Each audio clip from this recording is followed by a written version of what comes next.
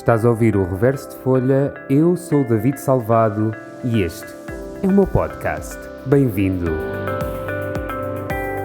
Se ainda não subscreveste aqui o Reverso de Folha, eu aconselhava-te a fazê-lo. E já agora, se puderes deixar uma review, isso era incrível. Neste episódio vamos falar de uma cidade que me diz muito, a cidade de Lisboa. Pois é, a cidade de Lisboa é a cidade onde eu moro e hoje vamos falar de um pequeno texto que escrevi quando tinha acabado de mudar para cá. Isto foi há uns 6 anos, acho. Portanto, sim, 2014, há 6 anos. E foi mais ou menos por esta altura, era junho. E acabei de perceber que já estamos em junho e que 2020 está a voar. Mas pronto, bem, vamos à história. Então, eu tinha acabado de mudar para cá e estava a vir da cidade do Porto. Aproveito para fazer um parênteses e dizer que eu já vivi em algumas cidades e em episódios mais para a frente vamos fazer uns flashbacks a elas e aos textos que eu escrevi quando vivia lá. Mas agora, voltando ao tema Lisboa e focando neste. Tinha acabado de mudar para cá, ainda conhecia muito pouca gente e estava a morar numa casa com mais 2 amigas que ainda não se tinham mudado. Ou seja, eu mudei-me para a casa uns meses antes de elas se mudarem, em resumo. Portanto, eu estava sozinho, numa casa muito típica lisboeta, ou pelo menos aquilo que eu considero uma casa muito típica lisboeta, daquelas que há 1000 portas para todo o lado, para todas as divisões, e todas as divisões ligam à seguinte, estão a ver? E lembro-me de pensar quando me mudei que havia tanta porta que eu me sentia num labirinto, e que fazia com que eu me sentisse um bocado perdido e abandonado. Ainda por cima a casa estava super vazia, então ecoava por todo o lado que não ajudava nada na sensação. Bem, há uma noite que eu estou sentado no chão do que eventualmente vai ser a nossa sala e eu lembro-me que o prédio onde moro tem um terraço no último andar e que é comum a todos os moradores, ou seja, qualquer pessoa pode ir para lá desde que vá pelas escadas de emergência nas traseiras do prédio. O terraço, só para terem noção, tem uma vista incrível. Lá em cima consigo ver o rio, consigo ver o castelo, consigo ver a ponte, consigo ver a estátua do Cristo Rei. Então, nessa noite eu subo até ao terraço e aquilo tem lá um sítiozinho onde dá para sentar. E fico lá a arejar um pouco a cabeça, a aproveitar estar na rua, mas em casa, em resumo.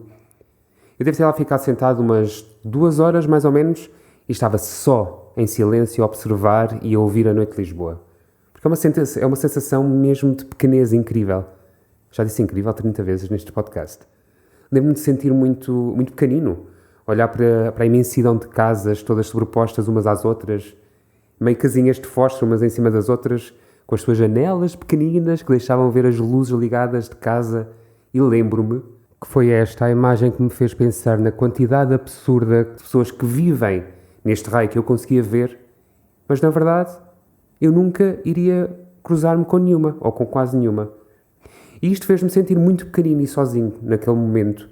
E o quão ridículo essa sensação era quando na verdade tu tens milhões de pessoas à tua volta. Mas quando não conheces ninguém e como cada pessoa está emaranhada na sua vida, de repente, de facto, estás sozinho. Estás acompanhado no sentido físico, porque há gente perto de ti, mas estás só. E esta ideia fez desencadear um sentimento engraçado. E estou-lhe a chamar engraçado de propósito porque não é uma coisa de ai, coitadinho de mim, estou triste aqui, sozinho. Não, é esta noção de pequenino, de pessoa individual num coletivo.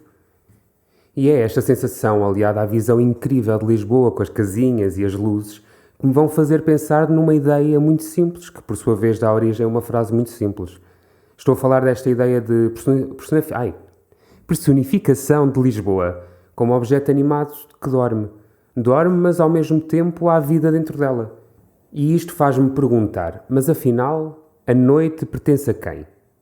E é este impulso, aliado com a simples ideia de Lisboa a dormir, que faz com que eu escreva ali, no terraço, o pequeno texto que vos vou ler.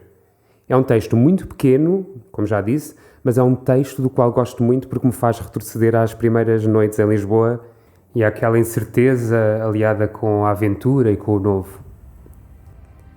Era madrugada, numa noite fria de verão, em 2014. Lisboa dorme. Dorme e eu só, numa casa que só por si é grande demais para mim. Mas Lisboa dorme enquanto eu observo a cidade. A noite está fria. Lá fora as luzes nas janelas vão desaparecendo. Ficam apenas as dos sonhadores e as dos sós. Dizem que a noite pertence aos boémios, mas não. pertence aos que esperam. Esperam pelo dia que também eles possam escurecer as noites de Lisboa, apagando a sua janela. E assim, Lisboa dorme.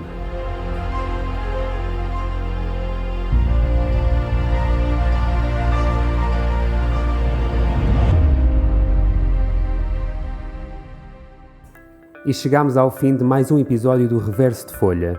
Espero que estejam a ficar entretidos com as possibilidades de viagens a que vos posso levar. Se gostaram, não se esqueçam de subscrever e já que lá estão, deixar uma review. Para a semana haverá um novo episódio do Reverso de Folha. Todas as quartas-feiras farei um novo upload. Se quiserem fazer alguma pergunta, sugestão ou apenas curiosidade de saber quem está por detrás do podcast, podem fazê-lo através do meu Instagram. David Salvado é a maneira como me encontram. Tudo junto, numa palavra só. Obrigado por me teres ouvido. O Reverso de Folha volta para a semana. Até já!